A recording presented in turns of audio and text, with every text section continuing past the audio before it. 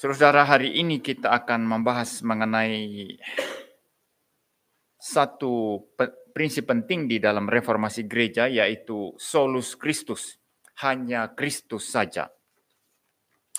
Dan saudara, sebelum kita melihat dua ayat penting yang saya akan bahas pada sore hari ini, kita sedikit melihat bahwa reformasi yang diadakan oleh Martin Luther itu bukan tanpa tantangan, saudara. Ya, reformasi yang diadakan oleh Martin Luther itu ada banyak tantangan, ada banyak kesulitan yang dihadapi dari gereja Katolik pada saat itu, dari kepausan dan dari mana-mana, saudara. Tetapi karena tangan Tuhan menyertai reformasi, maka kemudian banyak gereja yang bergabung dengan reformasi. Banyak orang yang bergabung dengan reformasi, sehingga yang dimulai oleh satu orang yang namanya Martin Luther, itu kemudian menjadi besar sekali. Sampai saat ini hasil reformasi itu tidak dapat diabaikan begitu saja. Ya, Protestantisme itu adalah satu cabang kekristenan yang besar, ya, yang sangat-sangat besar, dan kita tidak melihat itu sebagai sesuatu hal yang sepele atau hal yang kecil saja, tetapi sangat-sangat berpengaruh dan sangat-sangat dahsyat, saudara. Ya, ada perlawanan-perlawanan, ada pertentangan-pertentangan, dan ada kesulitan-kesulitan yang harus dihadapi. Demikian juga sekarang kita, saudara, banyak kesulitan yang kita hadapi, tetapi reformasi gereja itu tidak bisa dihentikan bahkan oleh setan, ya. Apalagi yang namanya manusia. Manusia itu kekuatannya berapa sih? Kepintarannya berapa? Setan jauh lebih pintar dari manusia, jauh lebih berkuasa dari manusia. Setan sekalipun itu tidak bisa menghambat reformasi. Saudara, kalau lihat-lihat di live chat sekarang, coba lihat-lihat di live chat, ya. Itu banyak setan-setan itu yang berkomentar, itu reformasi, heresi apa gitu, ya. Banyak, coba saudara lihat. Coba lihat di live chat, ya, banyak setan-setan di situ, ya. Mencoba menghambat-hambat atau mencoba menjelek-jelekkan reformasi. Itu tidak berpengaruh sama sekali. Tidak berpengaruh sama sekali, saudara. Ya, hanya setan-setan saja yang mengganggu kebaktian seperti ini, saudara. Ya, kalau mereka tidak disuruh, dikirim, diutus oleh setan, tidak mungkin mereka mengganggu, ya. Tapi karena mereka diutus oleh setan, maka mereka menulis-nulis mengganggu, ya, kebaktian kita, saudara. Ya, kalau ada orang Protestan mengganggu kebaktian orang Katolik Roma, itu salah, saudara. Anda tidak boleh mengganggu kebaktiannya. Jangankan Katolik Roma, Anda mengganggu kebaktian orang Islam saja itu salah, ya. Betul, ya? Nah, ini kita berkebaktian memperingati Hari Reformasi. Orang tulis-tulis sesuatu yang menjelek-jelekan dan memaki-maki. Ya, inilah ciri bahwa mereka diutus oleh setan untuk mengganggu. Ya, ada satu itu, saudara. Ya, saya dengar itu ada satu romo yang terkenal di Jawa Tengah. Ada orang-orang tertentu mau fasilitasi untuk berdialog dengan saya, begitu, ya. Ya, saya bilang saya siap. Ya, mereka yang mau atur tempatnya katanya. Ya, silakan kalau mereka yang atur tempatnya, kita siap saja. Kalau saya siap saja, ya. Yang penting jangan jauh-jauh, ya, seputar Jawa Tengah, Jawa Timur, tidak apa-apa, ya. Nah, kalau seperti itu kan baik, ya, mengajak orang berdialog, ya. Betul, ya. Tapi kalau memaki-maki, menghina-hina, mengejek-ejek gitu, ya, mereka itu diutus setan. Nah, seperti yang di live chat itu diutus setan itu mereka itu. Ya, untuk mencoba mengganggu, ya, tetapi kita tidak dipengaruhi, ya, tidak terpengaruh sama sekali. Kita tetap akan menjadi orang reform, kita akan tetap back to Bible, kita akan tetap mempertahankan prinsip sola fide, sola gratia, sola scriptura, solus Christus, dan soli Deo Gloria, ya. Hari ini kita coba lihat solus Christus. Nah, saudara, waktu Martin Luther itu mencoba merumuskan teologinya, saudara, maka inti teologi daripada Luther itu adalah teologi salib. Kalau Calvin itu adalah teologi untuk kemuliaan Allah. Jadi memang dari teologi Calvin itu lebih terlihat itu ciri Trinitariannya. Ciri Trinitariannya dan Kristologi Calvin, ya, bagaimana melihat Kristus itu ditempatkan di bawah, atau bukan di bawah ya, ditempatkan di dalam kerangka pemahaman Trinitarian. Maka istilah dalam teologi reform, ya kita karena beraliran Calvinis atau reform, maka selalu istilahnya kemuliaan Allah, untuk kemuliaan Allah, untuk kemuliaan Allah. Ya, sangat-sangat teosentris untuk membedakan dengan yang antroposentris. Untuk keselamatan harus usaha juga, tidak cukup anugerah Allah. Kamu juga harus berjuang. Ya, itu ada sifat-sifat antroposentrisnya. Tapi kalau reform berkata tidak, Allah yang bekerja dari awal sampai akhir.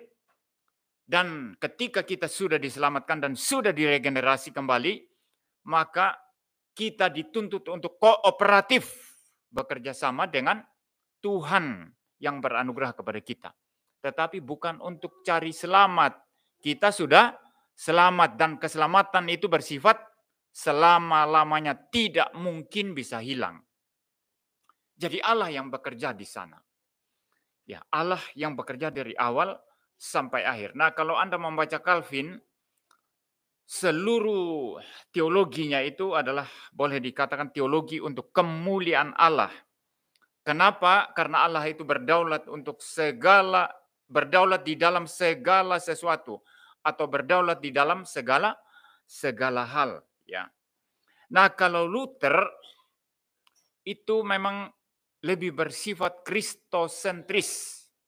Ya, Luther lebih bersifat kristosentris. Nah, kenapa begitu? Karena di era sebelum reformasi,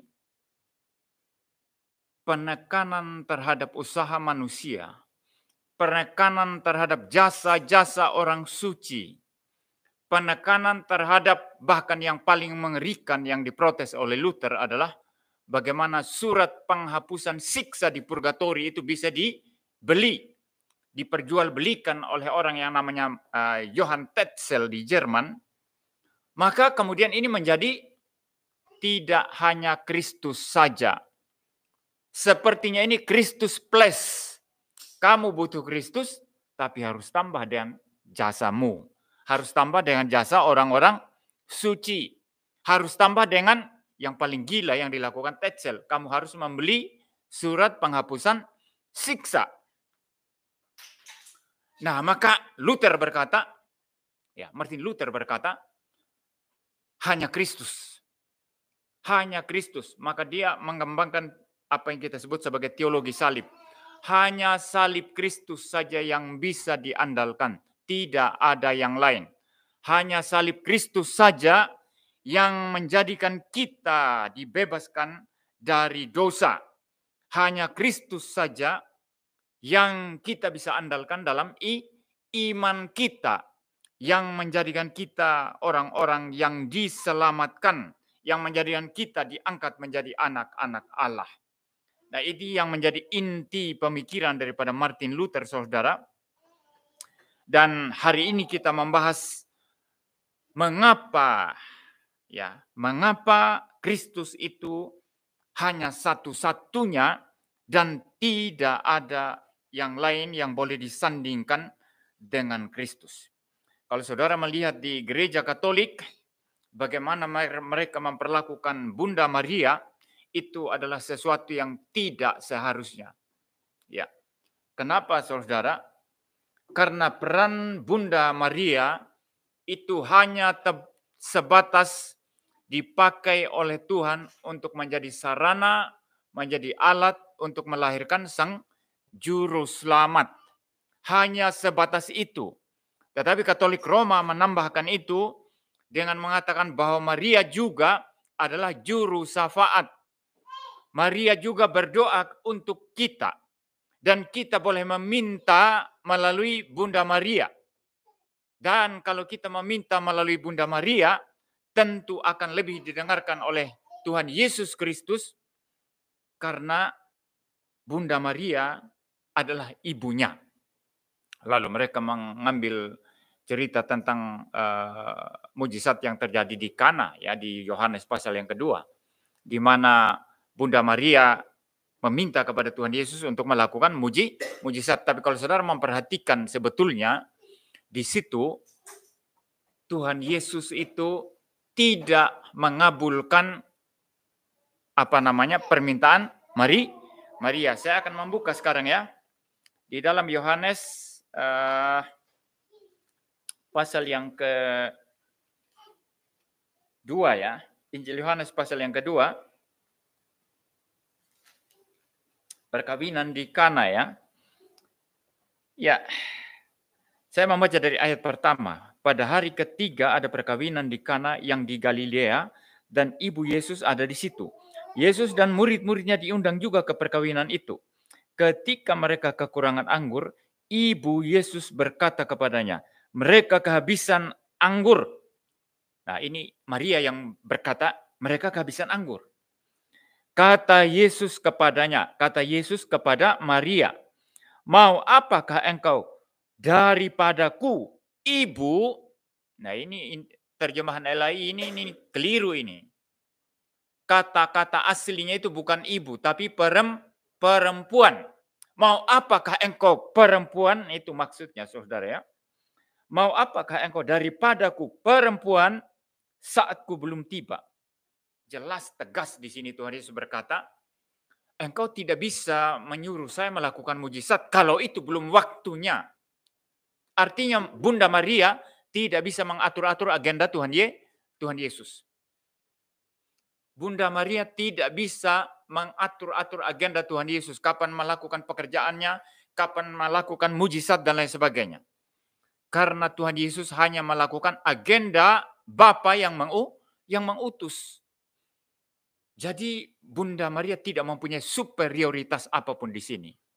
Jadi kalau Bunda Maria menjadi pengantara juga, di mana diyakini bahwa permintaannya kepada Kristus lebih dituruti daripada kita, gerejanya, ini adalah ajaran yang tidak sesuai dengan ajaran Alkitab. Dan oleh karenanya, saudara, maka prinsip hanya Kristus, solus Kristus, itu harus ditegakkan. Kita tidak perlu menambahkan kepada jasa Kristus itu jasa Bunda Maria. Kita tidak perlu menambahkan peran Kristus itu ditambahkan dengan peran Bunda Maria atau peran orang-orang suci atau peran siapapun juga, saudara. Nah, lalu kemudian saudara, kalau kita melihat saudara di dalam Alkitab, hari ini hanya ada 2 ayat Alkitab yang kita akan bahas. Sebetulnya kalau saudara membaca Alkitab bahkan di dalam Perjanjian Lama, kalau Anda meneliti nubuatan-nubuatan mesianik dalam Perjanjian Lama, itu sangat terlihat jelas superioritas dan bukan superioritas ya, supremasi dan keutamaan. Supremasi atau keutamaan daripada Tuhan Yesus Kristus di atas segala sesuatu. Kalau Tuhan Yesus itu supreme di atas segala sesuatu, maka dia tidak bisa dibandingkan atau karya Kristus itu ditambah-tambahkan dengan karya-karya yang lainnya. Karya para rasul, karya para nabi, karya orang-orang suci, karya Bunda Maria dan lain sebagainya. Tidak bisa, saudara. Jadi kalau saudara meneliti seluruh Alkitab ini, terlalu menyolok sekali bahwa Kristus itu unik, Kristus itu tersendiri, Kristus itu tidak ada duanya. Ya, jadi tidak berguna sama sekali kalau Anda mencoba mengambil alih peran Kristus itu lalu dirujukan, direferensikan kepada orang lain. Seperti Bunda Maria menginjak kepala ular. Itu bukan Bunda Maria yang menginjak kepala ular, kepala setan. Tapi Kristus, keturunan Hawa, keturunan perempuan itu yang menginjak, menghancurkan kepala ular, saudara. Nah, saudara, kalau kita melihat Di dalam Injil Yohanes 1 ayat Injil Yohanes 14 ayat 6 tadi dikatakan di sana, kata Yesus kepadanya, "Akulah jalan dan kebenaran dan hidup. Tidak ada seorang pun yang datang kepada Bapa kalau tidak melalui aku." Nah, ini adalah pengajaran Tuhan Yesus di saat-saat terakhir hidupnya sebelum dia disalibkan. Lalu murid-muridnya itu, saudara, diberikan pembekalan khusus oleh Tuhan Yesus karena Tuhan Yesus sebentar lagi akan meninggalkan mereka. Nah, di awal ayat 14 itu dikatakan, "Janganlah gelisah hatimu, percayalah kepada Allah, percayalah juga kepadaku." Kenapa Tuhan Yesus berkata, "Jangan gelisah hatimu," karena sebentar lagi dia akan meninggalkan mereka. Ya, sebentar lagi mereka tidak bersama-sama dengan Tuhan Yesus lagi. Lalu Tuhan Yesus di sini, saudara, yang pertama-tama dijanjikan kepada murid-murid supaya mereka tidak gelisah, bukan masalah kalau saya tidak ada. Misalnya kalau saya berbicara secara lebih bebas, kalau saya sudah disalib nanti, sudah tidak bersama-sama dengan kalian, kalian tidak usah takut. Saya memberikan kekuatan kepada kalian. Saya akan minta kepada Bapa untuk mengirim malaikat-malaikat menyertai kalian. Tidak. Tapi Yesus Kristus mengarahkan pandangan mereka ke langit dan bumi yang baru. Kepada keadaan kelak setelah dunia yang sekarang ini tidak ada lagi. Sudah diregenerasi menjadi langit dan bumi yang baru. Tuhan Yesus berbicara rumah sorgawi. Tuhan Yesus berbicara rumah di kekekalan, ya, rumah tempat kita selama-lamanya. Ayat 2 dikatakan di sana, "Di rumah Bapakku banyak tempat tinggal. Jika tidak demikian, tentu aku mengatakannya kepadamu. Sebab aku pergi ke situ untuk menyediakan tempat bagimu. Dan apabila aku telah pergi ke situ dan telah menyediakan tempat bagimu, aku akan datang kembali." Merujuk kepada kedatangannya yang kedua. Ya, kedatangan kembali yang kedua yang akan datang. "Dan membawa kamu ke tempatku, supaya di tempat di mana aku berada, kamu pun berada." Jadi janji eskatologis yang Tuhan Yesus berikan. Janji pengharapan kelak ketika dia datang kali yang kedua, di mana kita tidak akan dibiarkan menderita, dibiarkan keleleran, dibiarkan tidak memiliki apa-apa, tapi akan tinggal bersama-sama dengan Kristus di dalam langit dan bumi yang baru. Kenapa bisa seperti itu, saudara? Kenapa bisa seperti itu? Karena orang-orang cenderung memikirkan kesulitan saat ini. Dan kebutuhan akan kelegaan saat ini. Selesai. Kristus melampaui itu. Itu maksudnya. Kalau Anda kesulitan saat ini, lalu Anda dapat pertolongan datang. Besok kesulitan datang lagi. Lusa kesulitan datang lagi. Lalu ada lagi pertolongan. Kemudian kesulitan datang lagi. Jadi kalau pengharapan kita pada Kristus hanya pada kesulitan saat ini yang kemudian ada jalan keluarnya. Tapi besok ada kesulitan lain. Kita kemudian cari jalan keluar lagi. Seterusnya ada kesulitan lagi. Maka sia-sia, saudara, iman kita. Iman kita diarahkan oleh Kristus kepada yang akan datang. Yang sifatnya eskatologis. Di mana segala sesuatunya itu bersifat tetap. Segala sesuatunya itu tidak berubah dan tidak goncang. Nah, itu yang pertama, saudara, ya. Lalu kemudian, saudara, ini saya membicarakan konteksnya, ya, sebelum kita tiba pada Yohanes 14 ayat 6 nanti. Ayat 4 dikatakan, "Dan kemana aku pergi, kamu tahu jalan ke situ." Tuhan Yesus menjanjikan kepastian di sini. Bahwa kemana Kristus pergi, artinya ke langit bumi baru. Kita pun tahu jalan ke situ. Berarti ada sesuatu kepastian. Ya, ada orang mengatakan, "Saya tahu tempat itu." Tapi kemudian setelah kita mengikuti arahannya, kita malah disesatkan ya. Itu Google itu sering menyesatkan juga kan. Ya, tahu ya seperti oh ini dekat-dekat, kemudian kita oh dekat, coba jalan ke sana. Ternyata nanti map-nya itu menyesatkan bisa. Ya, ada guide yang menyesatkan juga bisa ya. Seorang filsuf Jerman yang namanya Nietzsche, saudara, mau pergi sekolah teologi, mau jadi pendeta. Tapi kemudian guide-nya itu, pemandunya itu, membawa Nietzsche, dia mau pergi ke kota Köln di Jerman untuk mau sekolah pendeta. Dia dari tempat lain, dari daerah lain. Setelah sampai di kota Köln, pemandunya itu bukan membawa dia ke tempat di mana seharusnya dia menginap di hotel, tapi membawanya ke tempat pelacuran. Lalu Nietzsche merasa jijik di situ di tempat pelacuran, lalu dia main-main piano sebentar, setelah dia pulang. Kemudian dia menulis kemudian hari bahwa tempat itu sangat najis, perempuan-perempuan pelacur yang sangat najis, laki-laki yang tidak mandi, yang tidak terurus, yang main pelacur di situ, semua hina di sana. Yang mulia hanya piano yang saya mainkan katanya. Tapi beberapa waktu kemudian dia menjadi terkena sakit sipilis. Ternyata dia tergoda dan kembali ke tempat itu dan main pelacur. Dan konon katanya Nietzsche main pelacur bisa berkali-kali sehari sampai kena sakit sipilis, kepalanya sakit. 12 tahun terakhir dari hidupnya, dia itu menjadi gila, saudara. Menjadi gila. Dan diurus oleh mamanya ketika mamanya sudah meninggal, kemudian diurus oleh saudari perempuannya yang namanya Elizabeth. Ya, jadi ada pemandu-pemandu yang culas, saudara. Kita niatnya baik, mau pergi ke satu tempat. Tapi ada pemandu yang culas membawa kita ke tempat yang salah. Ada pemimpin agama yang salah.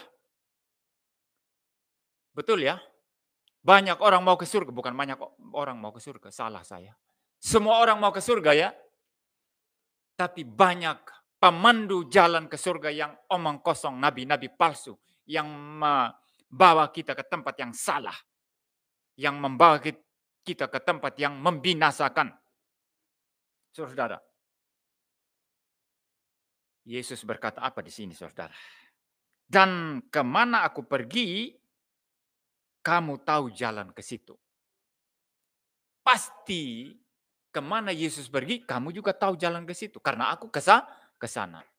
Di tempat lain saudara baca apa? Aku dari sana, kata Tuhan Yesus ya. Aku dari sana ya. Ya. Aku diutus oleh Bapa. Aku berasal dari atas. Dan di sini dia memberikan kepastian bahwa dia akan kembali ke situ dan kita pun tahu jalan ke sana. Ayat 5 muncul Thomas di sana. Thomas yang ragu-ragu lalu berkata kepadanya. Thomas yang ragu-ragu setelah Tuhan Yesus bangkit ya. Ya, yang tidak percaya Tuhan Yesus bangkit. Tuhan, kami tidak tahu kemana engkau pergi. Jadi bagaimana kami tahu jalan ke situ? Kami tidak tahu kemana engkau pergi. Bagaimana kami tahu jalan ke situ? Saudara, menurut saudara yang dipikirkan Thomas itu sifatnya eskatologis, seperti yang dimaksud Kristus, langit bumi baru kelak, atau yang dimaksud Thomas di sini dalam pertanyaannya, kemana kau pergi sekarang ini? Beritahu kami supaya kami tahu. Yang ada di kepala Thomas, yang ada di otak Thomas itu adalah apa? Kemana engkau pergi sekarang? Kami, beritahu kami supaya kami pun tahu jalan ke situ. Tapi sekali lagi, jawaban Tuhan Yesus juga tidak nyambung dengan pertanyaan Thomas.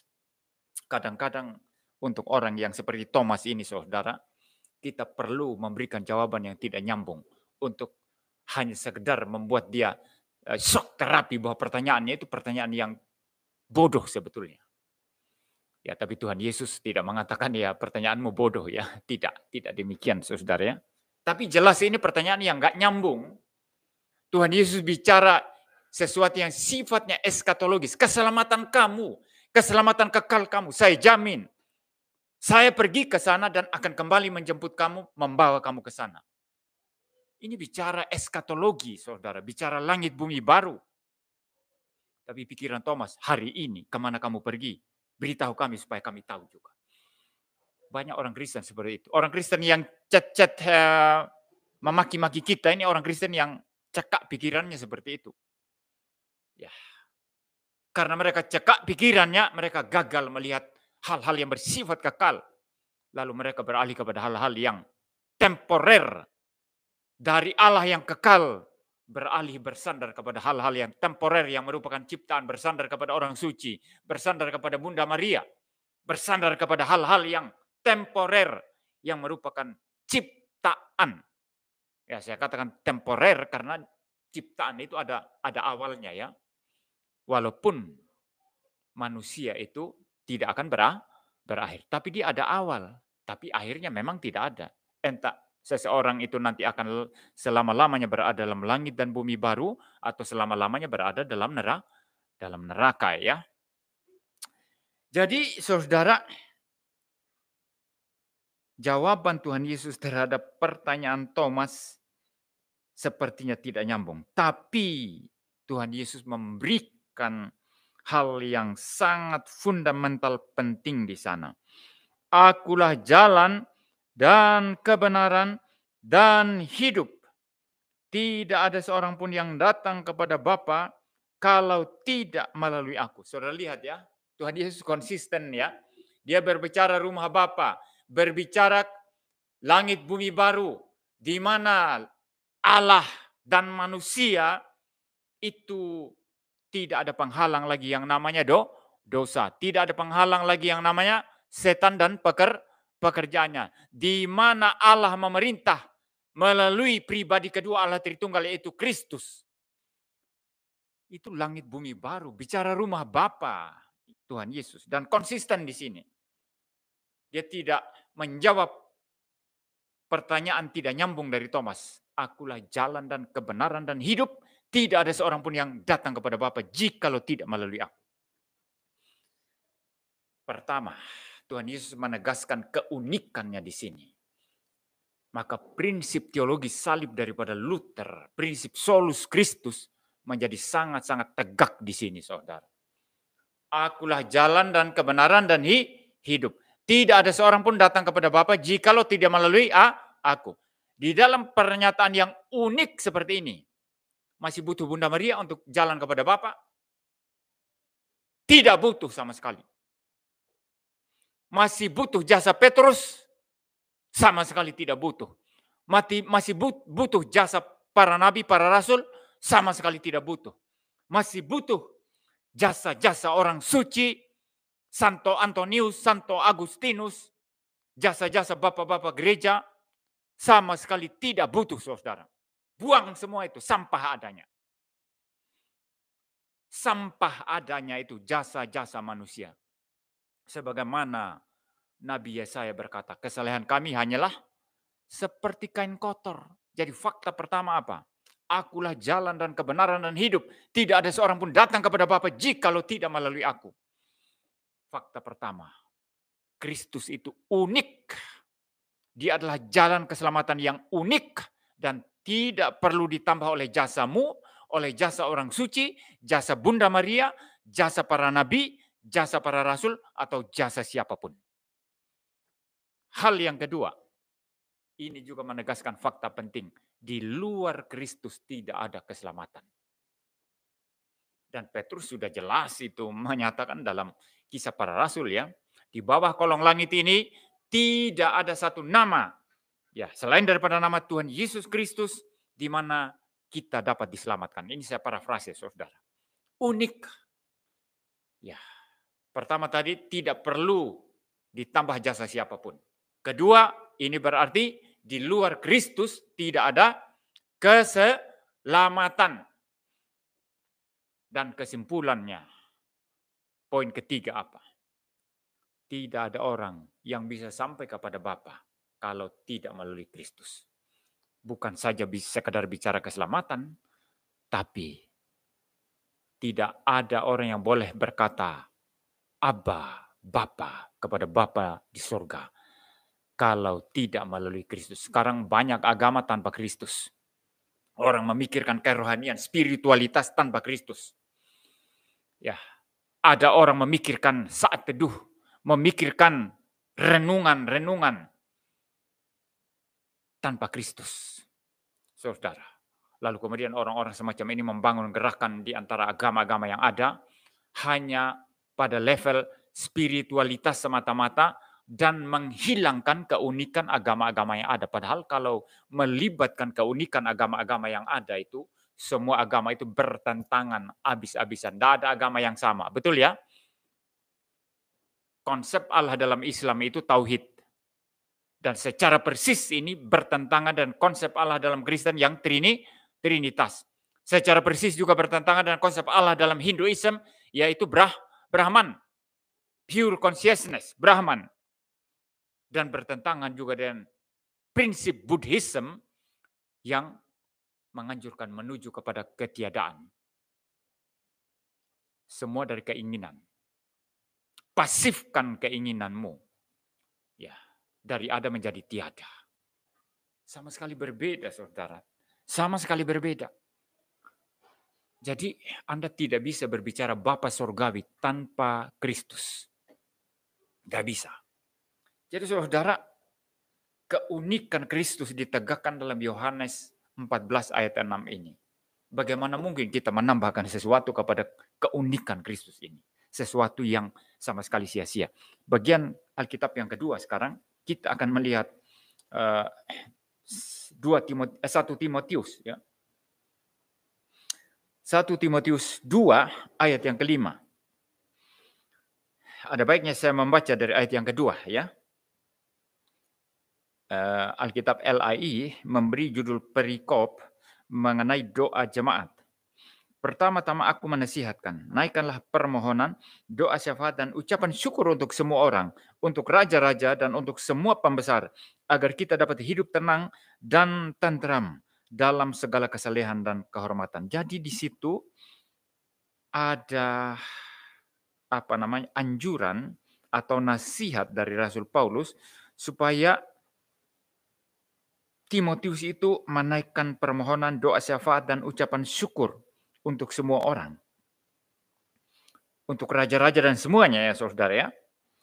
Ya, jadi topiknya ini mengenai apa? Doa syafaat atau doa ya. Nah, ayat 3. Itulah yang baik dan yang berkenan kepada Allah, juru selamat kita. Yang menghendaki, ayat 4, yang menghendaki supaya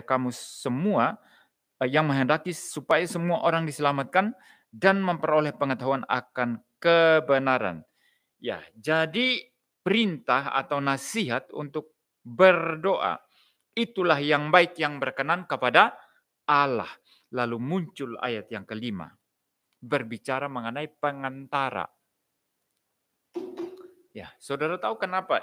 Menurut saudara-saudara, ya makanya kalau kita membaca Alkitab, saudara, kita harus memikirkan apa sebetulnya yang ada di kepala Paulus ketika dia menulis surat ini kepada Timotius. Ini tidak bisa dilepaskan dari konteks bahwa datang kepada Allah itu harus butuh korban. Dan yang mempersembahkan korban itu siapa? Semua orang boleh. Ya, boleh datang mempersembahkan korban. Hanya imam. Hanya imam saja yang boleh mempersembahkan korban. Tidak bisa semua orang, saudara. Ini konteksnya. Dan saya yakin sekali yang ada di kepala Paulus itu. Ya. Nah, dalam hubungannya dengan doa, ini kalau konteks perjanjian lamanya, orang yang boleh datang menghadap Tuhan untuk membawa pendamaian. Ya, untuk bagaimana Tuhan itu diredakan murkanya dan didamaikan dengan orang berdosa, butuh korban dan yang yang mengurus korban-korban itu, yang menyembelih korban-korban itu adalah imam, saudara. Ya, orang-orang Lewi yang mengurus itu dan imam yang memimpin itu semua. Ya, butuh imam. Jadi imam menjadi perantara. Itu konteksnya dalam perjanjian lama. Lalu Paulus bicara doa di sana. Itu artinya apa? Artinya apa? Lalu muncul nanti di ayatnya yang ke-5 ini, bicara pengantara satu-satunya, yaitu Kristus Yesus. Artinya ketika kita berdoa syafaat, berdoa apa saja, mengaku dosa, berdoa syafaat, mau mengucap syukur kepada Tuhan, tidak perlu pakai imam. Anda bisa berdoa secara langsung. Ini yang mau disampaikan di sini oleh Paulus. Berdoa secara langsung kepada Tuhan. Mengapa bisa secara langsung? Karena kita sudah mempunyai pengantara yang tetap, yang menjadi imam agung untuk selama-lamanya, sehingga kita bisa langsung akses kepada Bapa, berdoa langsung kepada Bapa dalam nama imam agung itu, yaitu Tuhan Yesus Kristus, itu maksudnya. Nah, ini sangat clear, sangat terang benderang. Ini sekaligus melawan apa? Melawan pemahaman orang Yahudi yang menolak Mesias. Bahwa mereka kira mereka masih butuh imam. Mereka kira bahwa mereka masih butuh persembahkan korban-korban, penghapus dosa dan lain sebagainya. Betul ya? Tapi sekaligus, walaupun di era Paulus belum ada hal semacam ini, Paulus sudah antisipasi ini. Engkau tidak butuh Bunda Maria. Memang tidak tertulis di sini, tapi sudah diantisipasi. Engkau tidak butuh orang-orang suci. Langsung datang kepada Tuhan. Dan engkau juga tidak butuh mengaku dosa datang kepada pastor atau romo. Langsung datang kepada Allah Bapa, karena kita mempunyai pengantara satu-satunya, yaitu siapa? Tuhan Yesus Kristus. Maka tutup doamu dengan dalam nama Tuhan Yesus Kristus, pengantara satu-satunya. Aku berdoa kepadamu, ya Allah Bapa dalam surga. Beres. Indah sekali firman Tuhan. Maka penulis Ibrani mengatakan firman Tuhan seperti pedang bermata dua. Ya, seperti pedang bermata dua. Ya, menghantam orang yang dengar, hantam juga orang yang memberitakan. Menghantam masa lalu, di mana bersandar kepada imam dan korban persembahan yang tidak mungkin menghapus dosa. Tapi semua itu bayangan Kristus yang akan datang. Tetapi Paulus juga menghantam, mengantisipasi yang akan datang. Yang mencoba mengangkat manusia juga menjadi perantara. Paulus secara tidak langsung di sini berkata, Bunda Maria tidak dibutuhkan dalam tugas keperantaraan apapun. Orang-orang suci tidak dibutuhkan. Jasa-jasa mereka tidak dibutuhkan. Cukup jasa Kristus. Dia pengantara satu-satunya. Dia bereskan semuanya.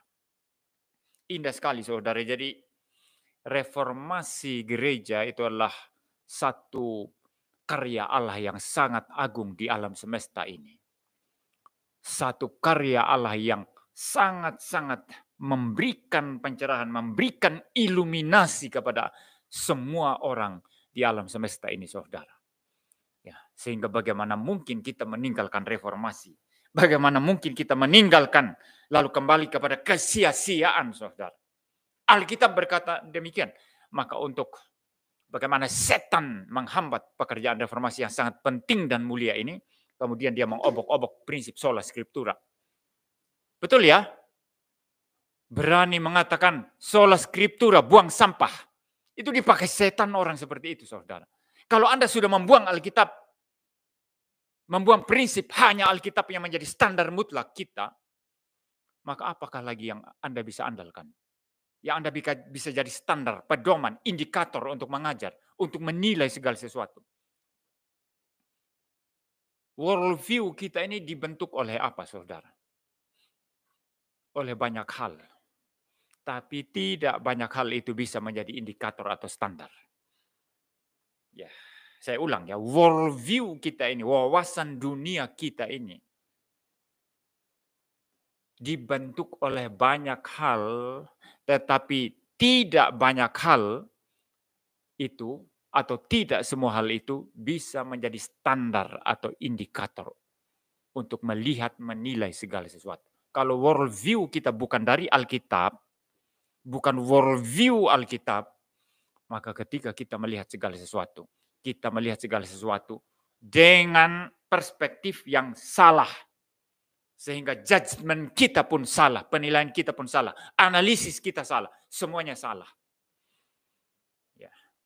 Tapi kalau world view kita dibentuk oleh Alkitab, karena kita pegang prinsip sola scriptura, artinya bukan hanya baca Alkitab. Saya sudah bahas ini ya dalam khotbah saya. Ketika membahas sola scriptura ya, itu orang bodoh yang memahami bahwa sola scriptura artinya hanya baca Alkitab, tidak boleh baca yang lain. Filsafat tidak boleh belajar, tidak boleh kamu pelajari. Psikologi tidak boleh kamu pelajari. Ini orang bodoh ini yang kayak gini ya. Prinsip sola scriptura artinya kamu boleh baca segala hal, belajar banyak hal, belajar segala hal.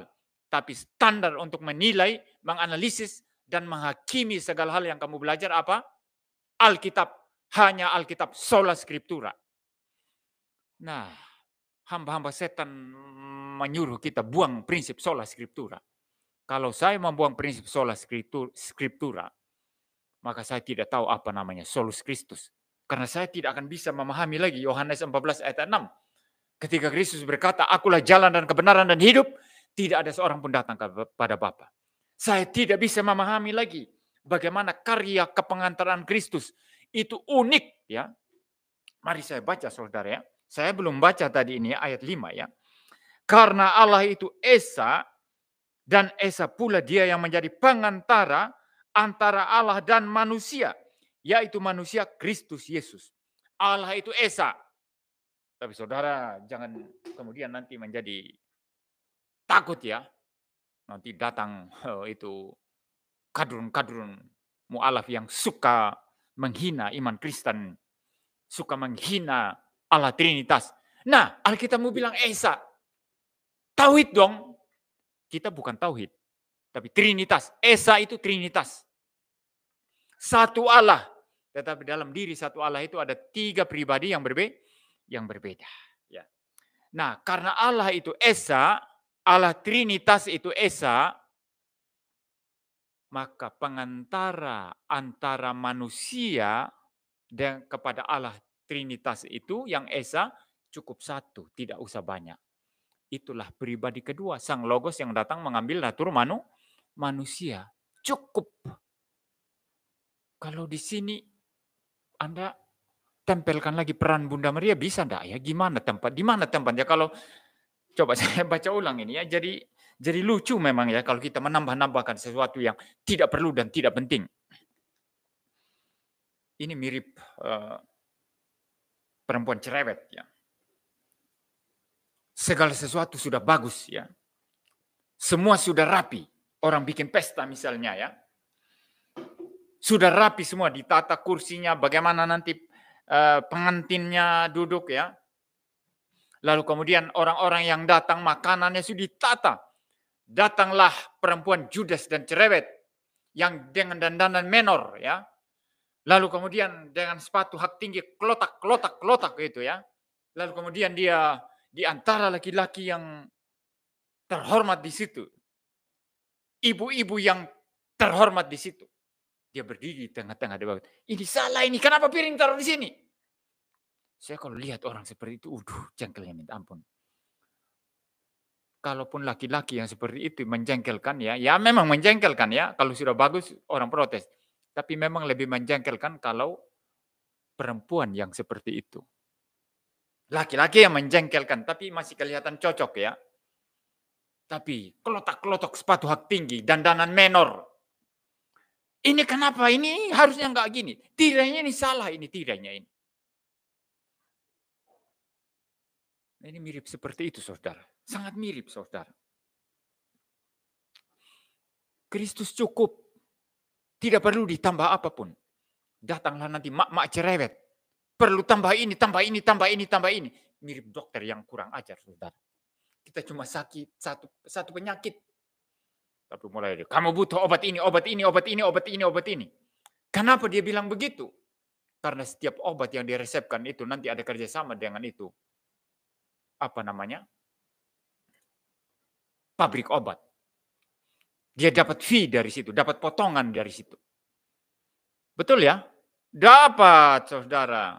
Kita ini jangan suka menelan segala sesuatu bulat-bulat gitu. Harus kritis ya. Terhadap dokter harus kritis. Terhadap apa saja harus kritis ya. Ya. Kalau saudara tidak kritis ya, bawa motor ke bengkel, itu di Malang nggak ada ya. Saya jarang dengar di Malang, tapi mungkin yang nakal pasti ada lah. Tapi di tempat lain ya, sekitar Jawa Barat sana itu, sering terjadi itu. Orang cuma datang ganti oli, mobil atau motor lah gitu ya, tapi paling sering itu motor. Ganti oli saja. Lalu ditinggal sebentar sama pemilik. Begitu balik, sudah turun mesin. Loh, tidak boleh seperti ini. Namanya ini apa ya? Ini namanya ini sesuatu, apa istilahnya itu? Ya, malpraktek ya. Tanpa persetujuan pemilik enak aja bongkar-bongkar sendiri. Ini kacau. Banyak itu penipuan seperti itu. Banyak, saudara. Ya, banyak sekali penipuan seperti itu. Ya, jadi saudara, bagi kita, Kristus itu adalah pengantara satu-satunya dan tidak perlu ditambah dengan sesuatu yang lain. Maka jangan dengarkan mak-mak cerewet yang berkata kamu perlu tambah ini, perlu tambah ini. Semua itu mereka malpraktek gitu. Kamu perlu jasa orang suci. Kamu perlu tambahkan perbuatanmu, perbuatan baikmu. Justru karena kita miskin, buta, melarat, telanjang, nggak bisa apa-apa. Maka kita butuh juru selamat. Kalau kita masih bisa bertindak, berbuat baik untuk selamat, nggak usah pakai juru selamat. Justru karena perbuatan baik kita tidak bersumbangsi sedikit pun, maka kita butuh Kristus. Hanya Kristus, solus Kristus, saudara. Tidak ada yang lain. Khotbah-khotbah kristosentris semacam ini perlu ditegakkan. Ya, perlu ditegakkan, saudara. Hanya Kristus. Hanya Kristus. Ya, tidak ada yang lain. Tidak usah tambahkan apa-apapun. Tidak usah tambahkan dengan hal-hal lain, saudara. Ya. Jadi, saudara, saya pikir 2 ayat ini cukup bagi kita pada sore hari ini dalam peringatan Hari Reformasi. Bahwa Kristus itu unik, ya. Unik sebagai juru selamat, unik sebagai jalan kepada Bapa. Ya, di samping itu langsung pasang aja. Ya. Unik sebagai jalan keselamatan, unik sebagai pengantara, unik sebagai Tuhan dan juru selamat kita, saudara. Tidak usah tambah dengan apapun. Biarlah kiranya prinsip reformasi yang sangat penting ini, saudara, boleh hidup dalam diri kita, bukan sekadar hidup ya, tapi boleh membakar hati kita. Boleh membakar jiwa kita. Sehingga kita bersemangat untuk Tuhan. Kita boleh memberitakan Injil, boleh mengajar, boleh membela iman Kristen dengan spirit seperti ini. Kalau ada banyak macam-macamnya nanti selain Yesus ya bisa ini juga. Bisa juga perbuatan baik saya, bisa jasa Bunda Maria, bisa orang-orang suci. Ya, termasuk orang yang Kristen KTP, mereka pikir pergi ke Gunung Kawi juga bisa menguatkan keyakinan kepada Kristus. Artinya saya percaya Tuhan Yesus ditambah dengan pergi ke Gunung Kawi cari pesugihan, itu jauh lebih kuat. Begitu. Ada banyak orang seperti itu. Jangan ini, saudara. Banyak orang bisnis itu, orang Kristen, di gereja kelihatan, oh Pak Pendeta atau Pastor Romo, kami mengasihi Tuhan. Tapi diam-diam dia pergi ke Gunung Kawi. Diam-diam ada patung Kuan Im di rumahnya. Saya tidak sedang menghina patung Kuan Im. Tapi bagi orang Kristen, kita tidak percaya Kuan Im. Karena kita percaya pengantara satu-satunya, Tuhan dan Juru Selamat satu-satunya, Yesus Kristus itu cukup. Tidak perlu ditambah Gunung Kawi. Tidak perlu ditambah Kuan Im. Tidak perlu ditambah Bunda Maria. Tidak perlu ditambah Petrus. Dan lain sebagainya. Banyak saudara, saya lihat pernah orang bisnis punya restoran, ada patung-patung di, saya lihat. Oh, gereja Katolik, dia gereja Katolik. Dan saudaranya lain gereja karismatik. Saya pikir saudaranya lain pun karena mereka bisnis juga, mungkin sama aja itu. Ya, tapi saya pikir kalau dia reform Tidak mungkin pasang-pasang seperti itu. Ada patung-patung itu. Untuk apa itu? Mau pesugihan supaya bisnisnya lancar. Ini menghina Kristus, menghina keunikan Kristus, menghina pengorbanan Kristus. Clear ya? Maka saudara, solus Kristus. Biarlah ini boleh terus berdengung di telinga kita, menggugah hati kita. Sehingga seluruh pelayanan kita adalah kristosentris. Dan berakhir nanti kepada teosentris. Luther kristosentris. Calvin teosentris. Mau kurang apa lagi? Mau tambah yang lain? Tidak perlu saudara. Solus Kristus. Mari kita berdoa.